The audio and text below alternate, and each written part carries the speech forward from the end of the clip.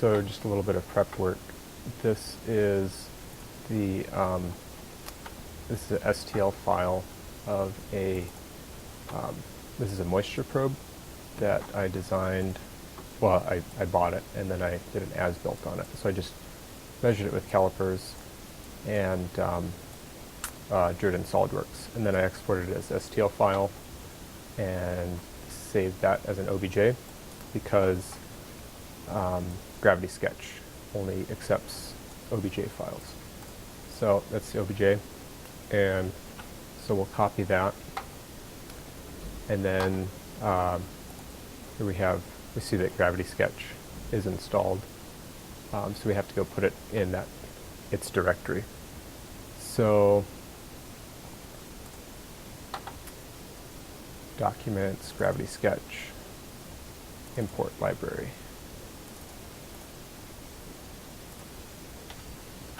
Paste it in, and now once we're in Gravity Sketch, we will be able to import that file. Okay, so here we are inside Gravity Sketch.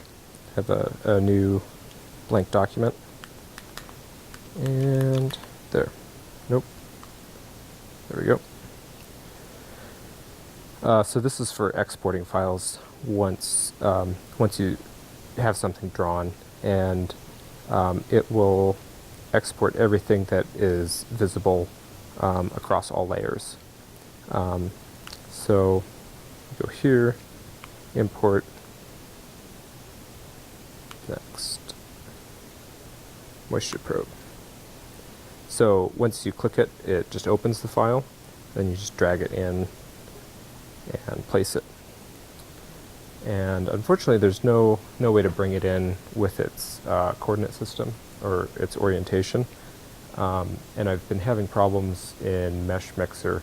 Everything comes in really small, and there's a few extra steps to scale everything up so that it comes out properly without getting the mesh really distorted. So here I'm just scaling it up to a size, being careful not to scale the actual object, which is that one. Oops, no it's not.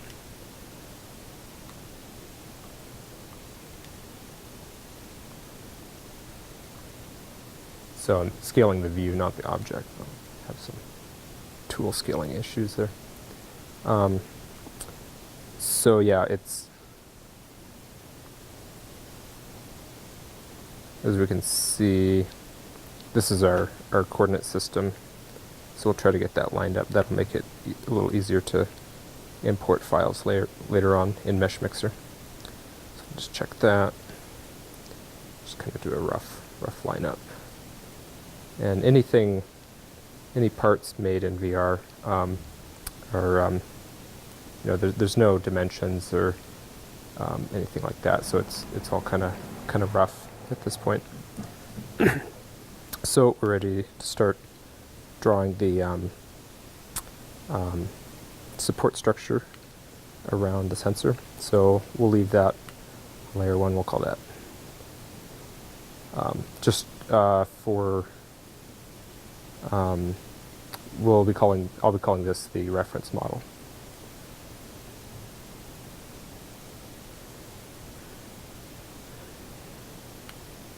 Also go in, and I like the dark layout, a little easier on the eyes, and vertical lock. That'll keep us.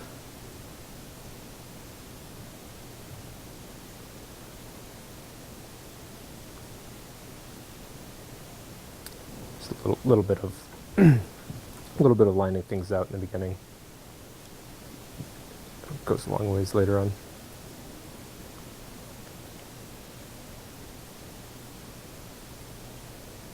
Okay, we'll call that good. Do a save. Oh, also I like to put workspace stuff on the, this is the stand for the headset. I like to leave it there because it, for when it doesn't move around as you move the model. So it's a nice kind of frame of reference. Done.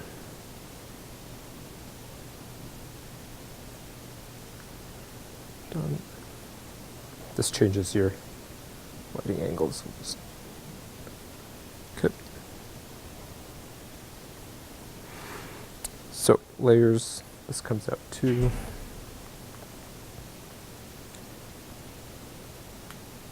And this will be our first layer. Will just be and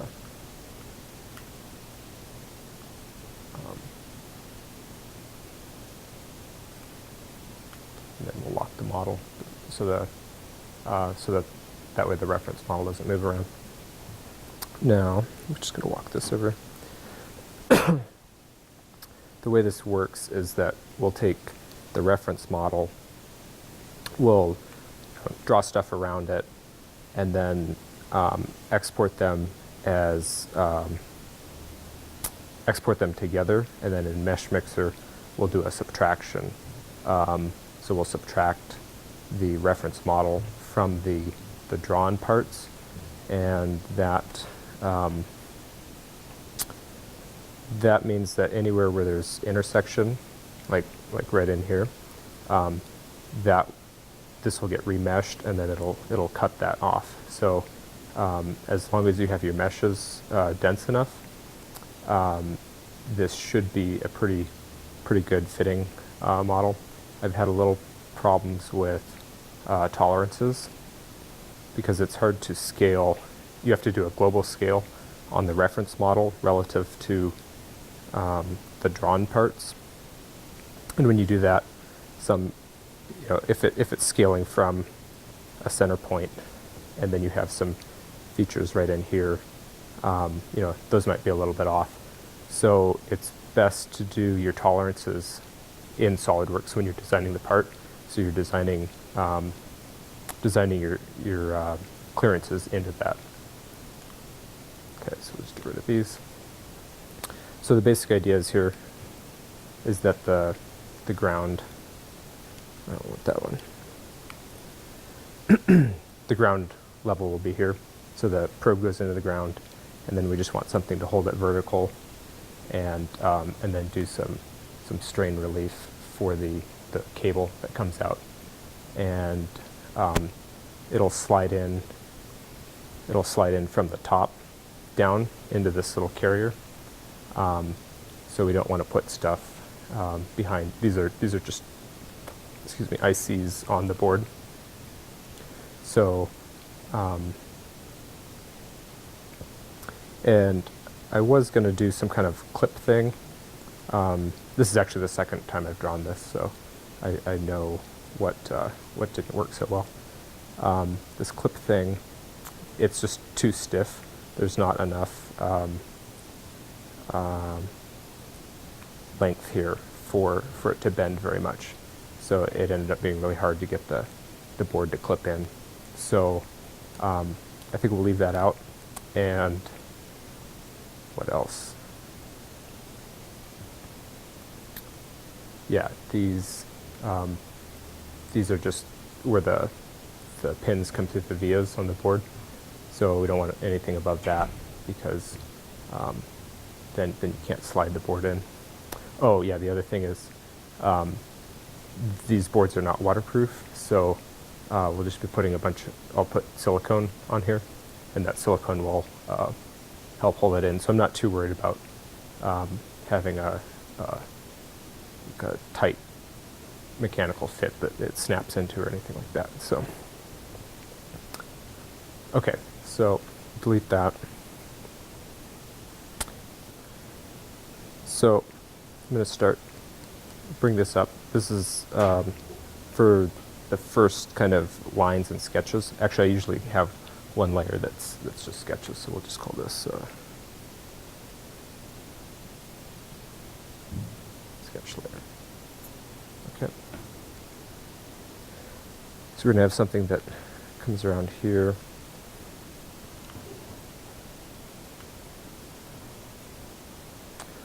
Also, when you're 3D printing these, it's good to have like a thick plane, that you can do a section cut on, and that'll give you a nice flat surface for the printer bed. So you just want to make sure that you kind of establish the base of the part. Again, doing all the rotating with the left hand, so moving the view, not the models. Okay, so, and a lot of times stuff that looks pretty rough, like you'd see like these outlines and stuff, when you remesh that, it smooths it all out. So the part, once you're remeshing, kind of takes on a more organic shape. Do this. I don't. No.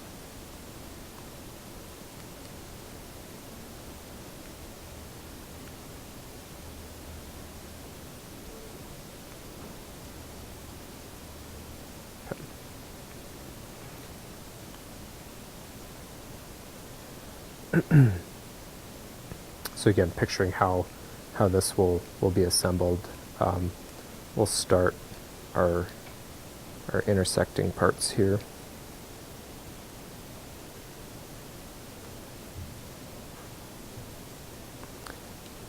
These are a little big.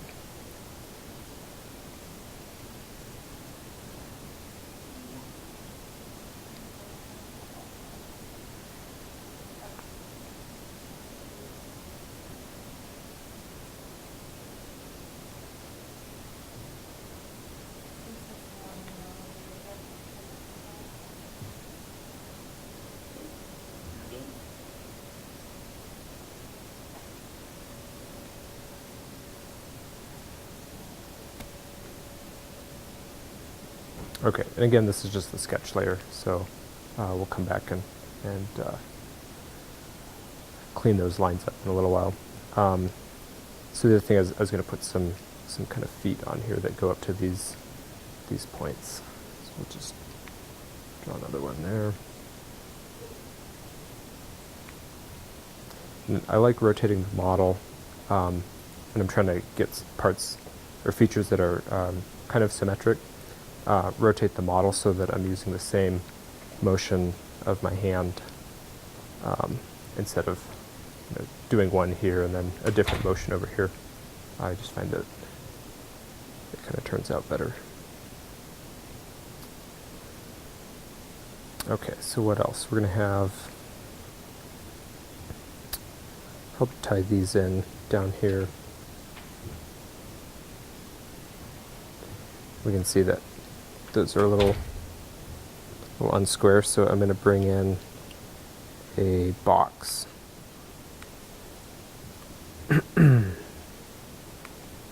So we'll make a cube. Goes back up, and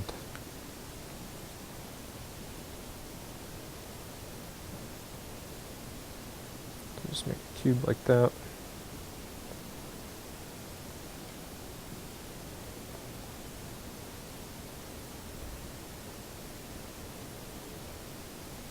Again, just checking by eye to make sure it's leveled, and so that's too big.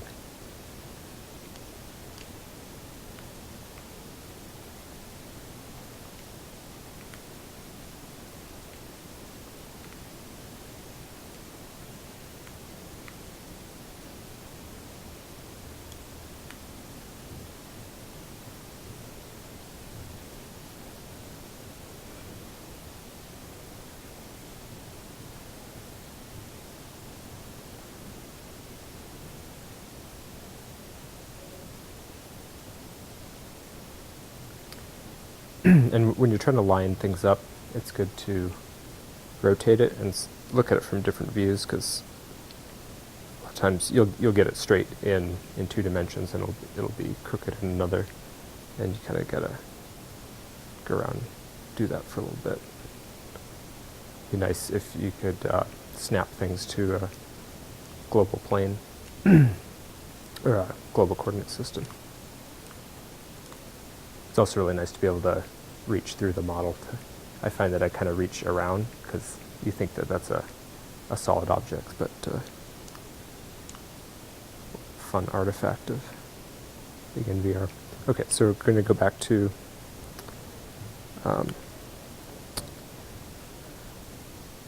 our sketching. So now we're using these corners here as a reference.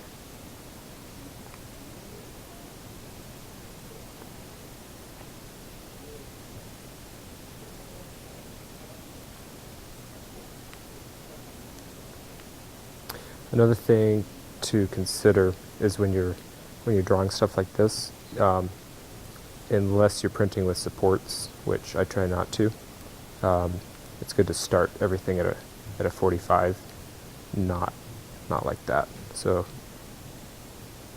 everything right in here is going to get all messed up when you go to print that. So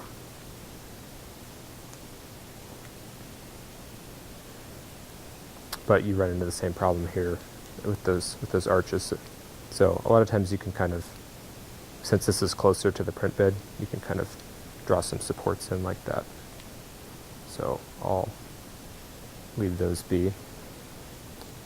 And I'm going to move this down and level it.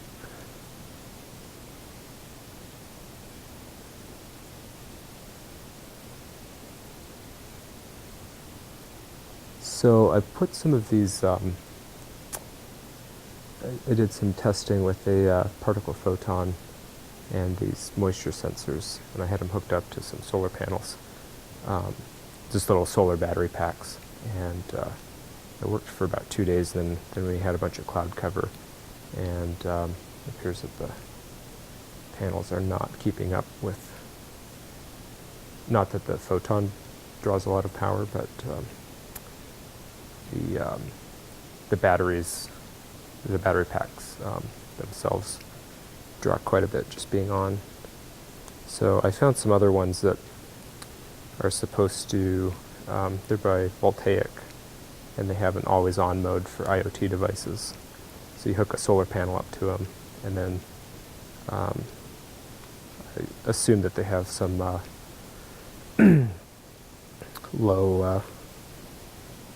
low power draw charging circuits that make that work.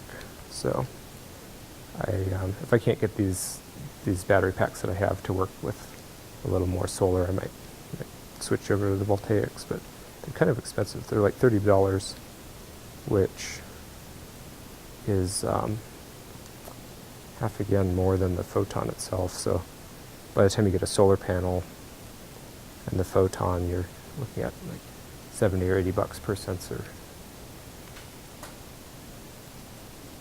So here, just drawing in more supports. The nice thing with this is, if you end up drawing things on your sketch layer that you want to bring into your drawing, you can you can select them and then drag them over and drop them into a different layer, which we might do because this is looking all right. But one thing I'm going to do here is build up this area. No, make it smaller.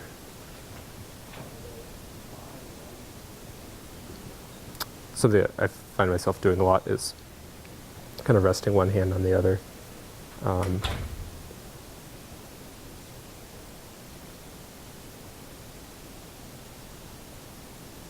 Just to make it a little more steady. Also, another setting you want to check is this smoothness. So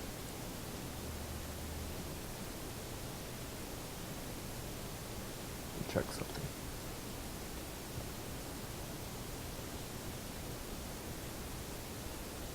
Okay. So you do some angles like that. Oh, that's not very good.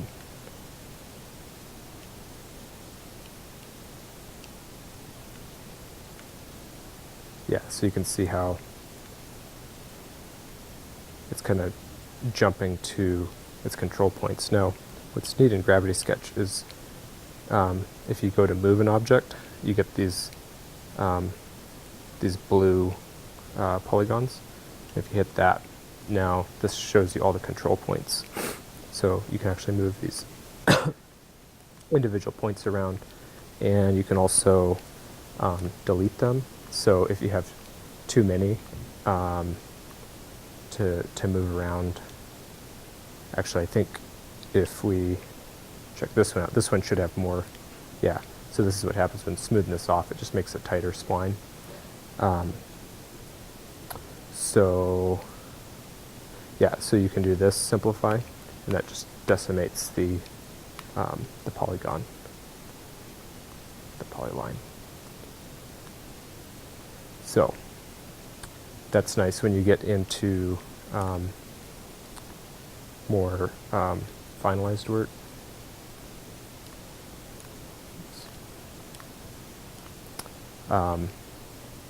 So like here, say we wanted to move this around a little.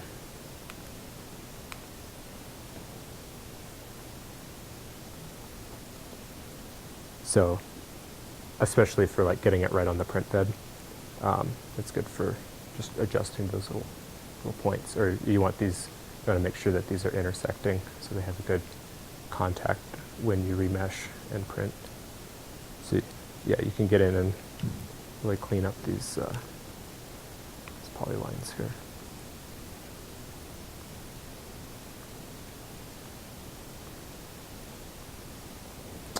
And I don't think, yeah, it would be nice if you could adjust the thickness at individual polylines, or points in the polyline, but that does not seem to be the case. That would be nice, especially like here you could make kind of a larger foot to intersect with the print bed.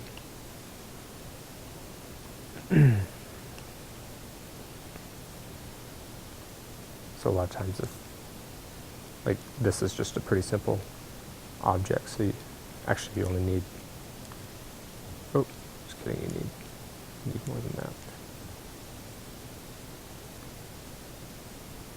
Yeah, you need one on each side. And again, this red transparent globe is your selection tool. So you can increase or decrease the size of that depending on how selective you want to be. And I'm just, to delete points, you just hit the red back button. And you can move multiple points at the same time.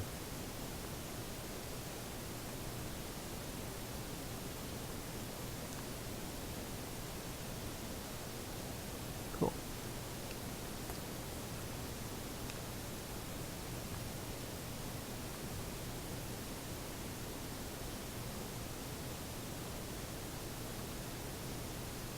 Just kind of checking across to make sure that these all intersect at about the same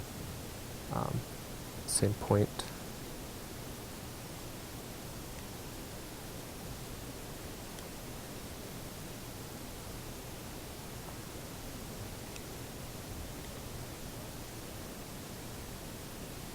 Oops.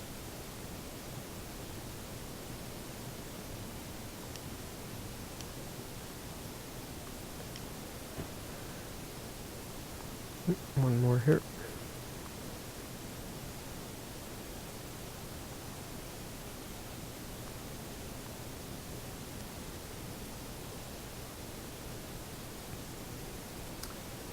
Now, I'm going to copy this. Actually, I'm going to just make it a single line, like that. And because everything below the printing bed gets cut off in Meshmixer, I don't worry about sending things below the bed there, or that cut plane. So that looks good. So now I'm going to, oops, copy it. And unfortunately, there's no way to pick up an object without moving it. So it's kind of hard to put things back sometimes. Yeah, but you can always go and and copies are independent entities, so they're, you know, you can add points or whatever to this one, and it doesn't change that one.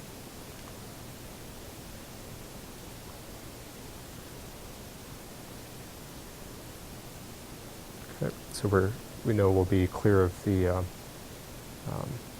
ICs on the board.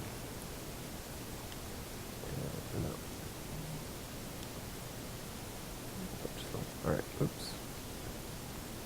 Good, all right. So something else that's going on is I'm just gonna hide this layer, turn that one on. Okay, so the capacitive, or the capacitance stuff runs around like that, and then there's an inner one. And I don't want to have anything like touching this, because if water falls on it, water can get behind it and you know, just hang out here. So this would become moist, and then that would throw off the sensor reading. So I think we're just going to grab it just along the edges. And we're going to rename this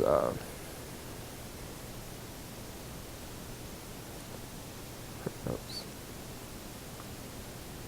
Over here.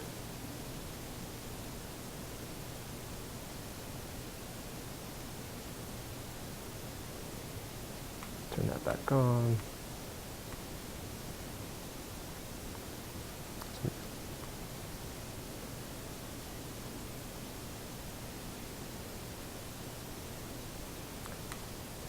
So I'm going to draw in sketch one, but I'm going to turn the visibility down and change the color to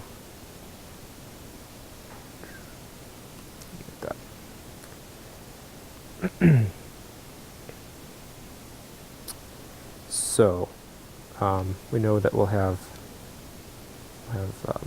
3 wires coming out like that. Now, okay, so we just recovered from a crash there. The hard drive ran out of space to record to. So, and then of course something wanted updating. So, all right.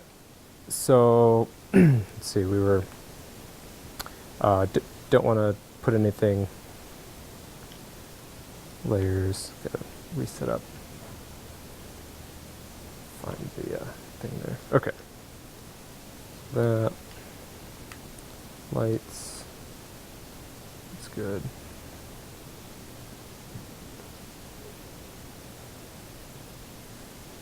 Actually, I'll put the light over there, so that's a reminder to be facing the camera. Actually, camera's there. Okay.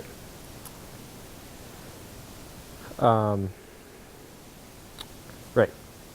So wires come out,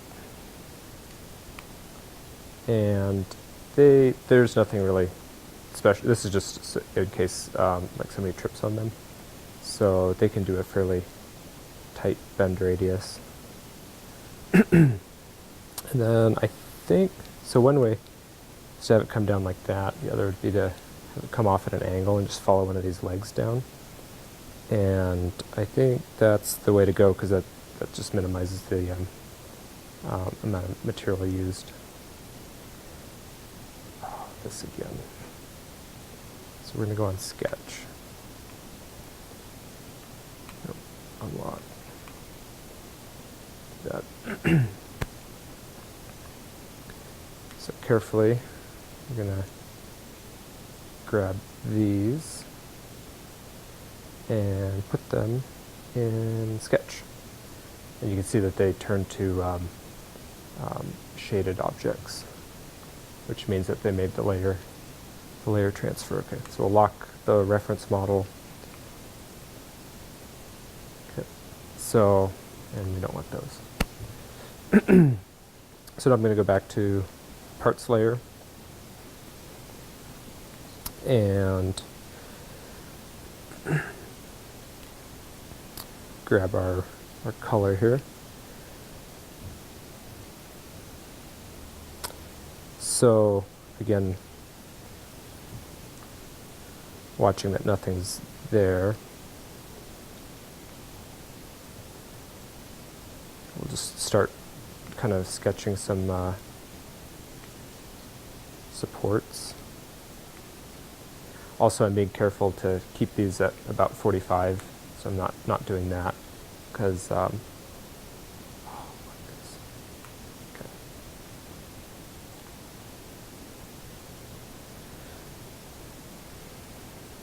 So I'm just going to keep doing that. Oh, now this something else I kind of messed up on the first design was this is actually it's servo wire, so there's 3 of them. So I'm just going to hop back on here, grab some green, and we'll leave that there. We'll just make it a little wider.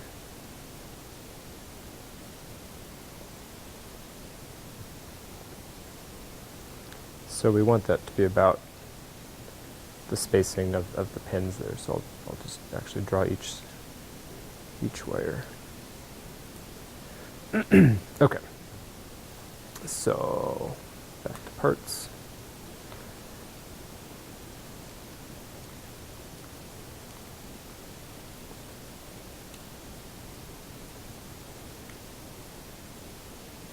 That's better.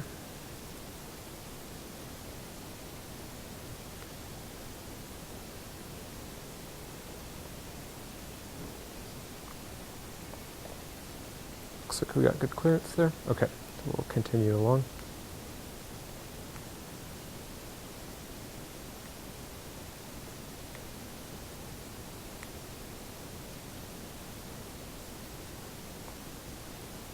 Okay, that's kind of cool. So now I'm going to come off of this leg, but I want a little more support, at least on this side. So do something like that. Actually, I need white over here. It's kind of funny when you're you kind of remember about where stuff is. I was pretty close there, but sometimes you can just reach up and grab that if you're not walking around.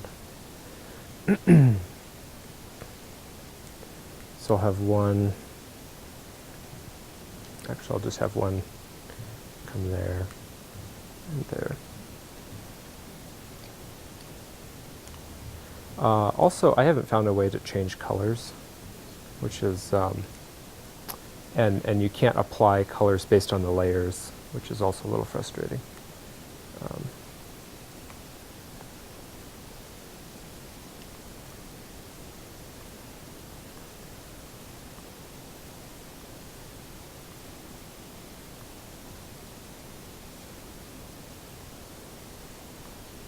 This is nice here. When you see that intersection, it means you're right on. You're lined up. Got a few too many there. Now this is where it's nice to be able to add spline points, because we can connect that one there, and then just drop one in. Drop one in.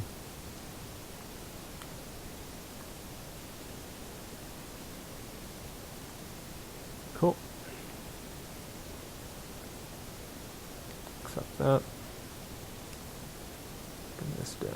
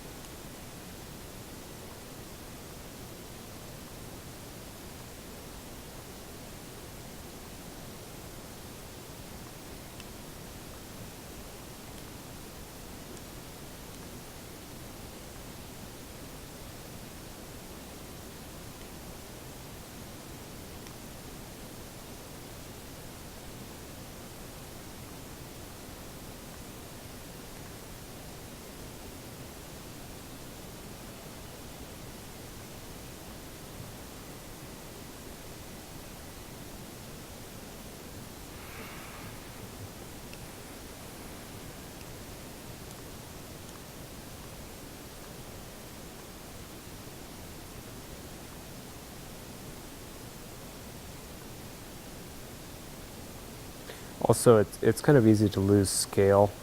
In reality, these parts are just going to be like millimeters, so it's probably not something something to spend a lot of time on. I think we'll just do one down the back and tie it in right there.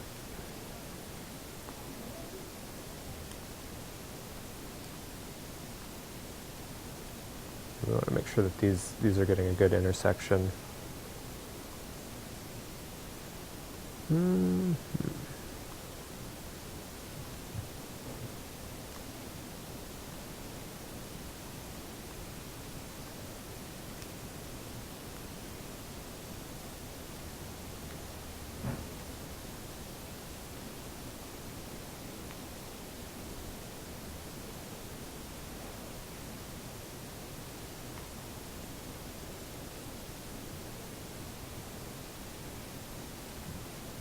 Cool.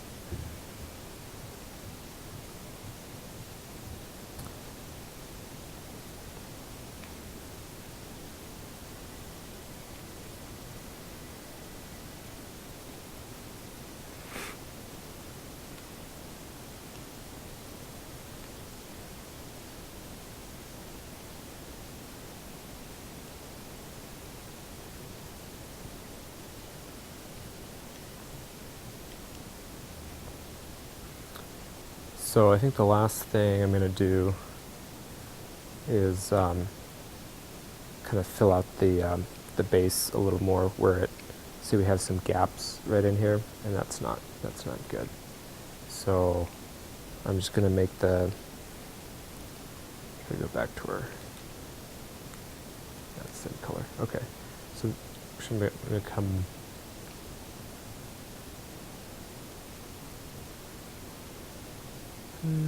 Let's see, we're going to put this on the sketch layer so we can see through it. There we go.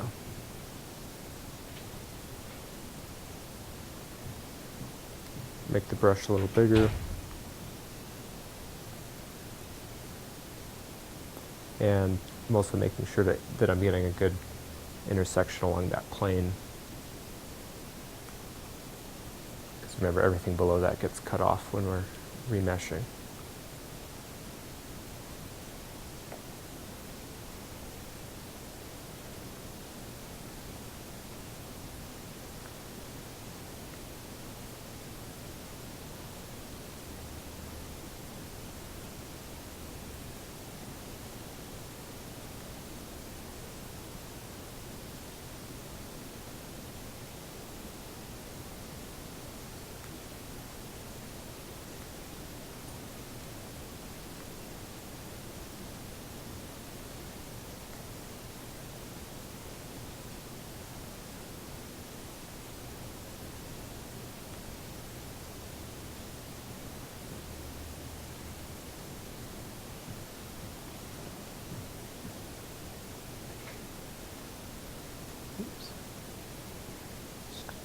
Around.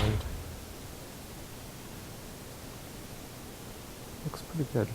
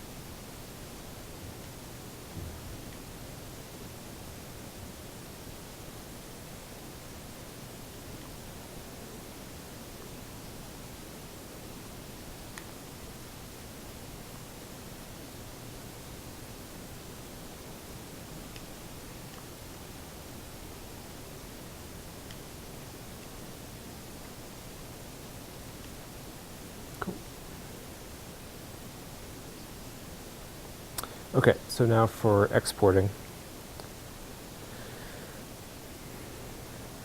So first thing, save the drawing. Yes. These, yeah, it does other file types.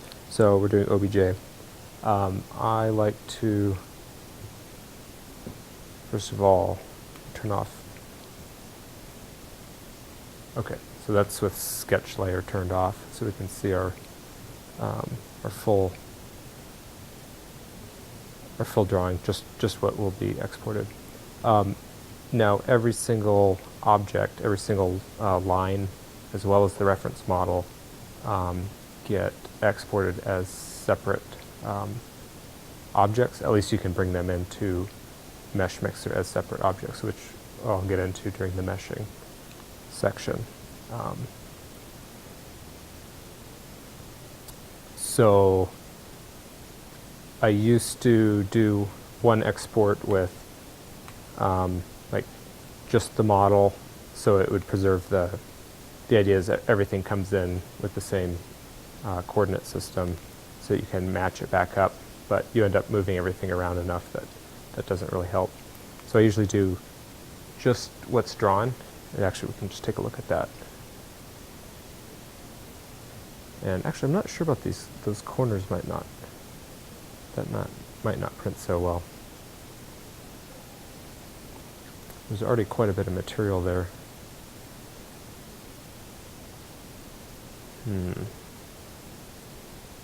So I'm just going to draw some kind of small supports here. Yeah, I guess we'll just do that.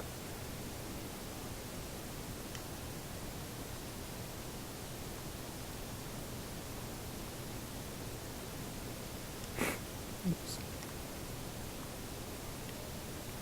Okay. So yeah, take a look at your model, and again, from the when we do the intersection in the meshes, that will cut the grooves there. Okay, looks good. So tool menu.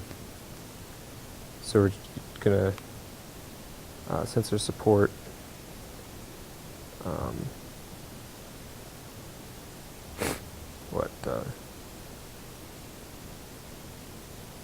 Drawn, and then we'll turn our reference file as well and export again. We'll call this all. Cool.